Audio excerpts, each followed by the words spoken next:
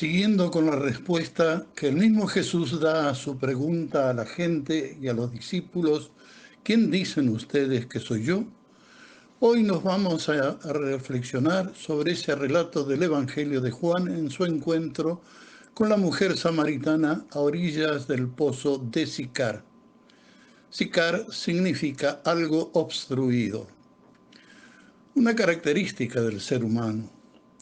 Muchas veces nosotros estamos obstruidos, desconcertados, encerrados ante una situación que nos supera. Hoy estamos viviendo esa realidad. El COVID-19 tiene obstruida a toda la humanidad. Sin distinción alguna, nos encontramos desconcertados ante este virus que se nos ha metido en nuestros ambientes y que, por el momento, no sabemos bien cómo defendernos de él. A ese pozo de Sicar llega Jesús un mediodía, cansado y sediento. Hace mucho calor. Los discípulos van al pueblo en busca de comida. Y estando sentado al lado de ese pozo, llega una mujer del pueblo de Samaria en busca de agua. Para los judíos de entonces, esa mujer era una persona con quien estaba prohibida dialogar, porque no solo porque era mujer, sino porque era también impura. A esto se le agregaba el hecho de ser samaritana, es decir, un hereje para los judíos. Jesús rompe con esa mentalidad estrecha y discriminatoria. Invita a la mujer samaritana a que le dé de beber. Dame de beber, le pide. Inicia así el diálogo que todos conocemos. Diálogo que no será muy superficial, sino que los va a llevar a intimar sobre el misterio de la vida, del amor. Esa mujer lleva ya 5 maridos y con el sexto no sabe si ha encontrado el amor de su vida. Jesús respeta su situación y la conduce a un nuevo plano de existencia donde el agua servirá para hacer presente la imagen de Dios en medio de esa conversación humana. Todo ser humano siente necesidad del agua, no solo para calmar su sed, para purificarse, sino y sobre todo para vivir. El agua es símbolo de vida. Donde hay agua, hay vida. Desde esa realidad parte Jesús, para presentarse como el que ofrece un agua viva que aplacará la sed, que nunca más esa persona volverá a tener sed.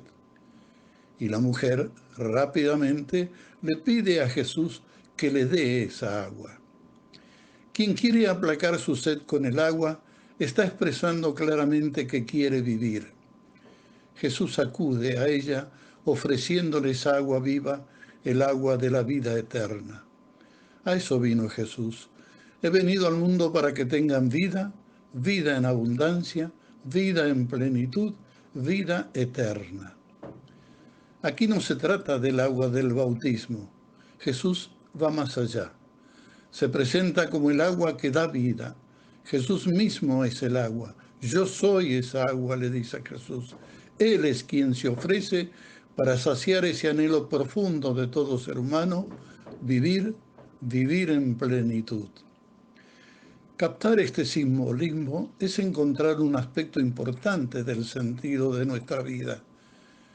Es el agua la que reconforta nuestra vida cansada, por momentos desconcertados, sedientos de verdad, de saber para qué vivimos, de responder a interrogantes existenciales ante lo cotidiano, ante injusticias y desamor, ante violencias e incertidumbres. Desde siempre, los seres humanos hemos soñado con el agua viva y la fuente de la eterna juventud. Jesús relaciona su presencia con este deseo ancestral de todo ser humano. Jesús se ofrece para llevar a la plenitud lo que los seres humanos anhelamos en nuestros corazones. Jesús es el agua de la vida eterna. Jesús presenta a Dios como la fuente de la vida. Por eso, en la palabra Padre, Jesús simboliza este deseo profundo de cada uno de nosotros. Jesús nos pone en contacto con esa fuente de agua viva, con el Padre, cuando le dice a la mujer samaritana que Él es el Mesías, es el enviado del Padre para toda la humanidad. Y lo presenta como a quien hay que adorar, amar en espíritu y en verdad. Presenta al Padre en la interioridad de todo ser humano. Dios, la fuente de la vida, no está afuera, sino en nuestro interior, y de ese interior debe brotar nuestra verdadera vida. Si bebemos de esta fuente que Jesús nos ofrece, no nos agotaremos, no quedaremos obstruidos por las dificultades de esta vida temporal. No quedaremos vacíos de sentido porque el manantial que brota en nosotros es inagotable, ya que es divino. Jesús no solo fue un revolucionario dialogando con esta mujer hereje y desconcertada, sino porque ofrece a los seres humanos lo que nos cuesta captar, lo que somos, hijos de Dios. Admiramos el clima humano que Jesús le crea a esta mujer samaritana.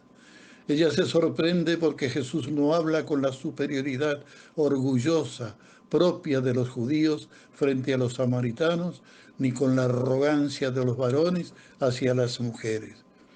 Pero más, se debe haber sentido sorprendido cuando Jesús le expresa que Él es el Mesías, el enviado de un Dios que no discrimina. Para ello es importante y fundamental que los creyentes hablemos y experimentemos este Dios de Jesús, un Dios amor que ama a todos y a todos le ofrece esta vida en plenitud. Es importante que presentemos a este Jesús que dialoga y se ofrece, y que a la vez nos ofrece ese Padre, Madre, que desea encontrarse con cada uno de sus hijos e hijas. Algo no va bien en nuestra vida de creyentes en Jesús si en nosotros no encuentran a ese Jesús y a ese Padre las personas sufrientes, maltratadas por la vida, obstruidas por circunstancias dolorosas y traumáticas de desamor. Algo no va bien en nosotros cuando gente descreída o perdida en una crisis de fe pregunta por Dios o por Jesús y nosotros le hablamos de condenación o de castigo. Algo no va bien en nosotros si no nos animamos a hablar de este Jesús y de este Dios de Jesús en un mundo sediento de verdad, de amor y de paz. Algo no va bien en nosotros si excluimos a quienes no piensan como nosotros y no dialogamos con respeto, tratando de ofrecer la riqueza de nuestra fe confianza en el Dios de Jesús.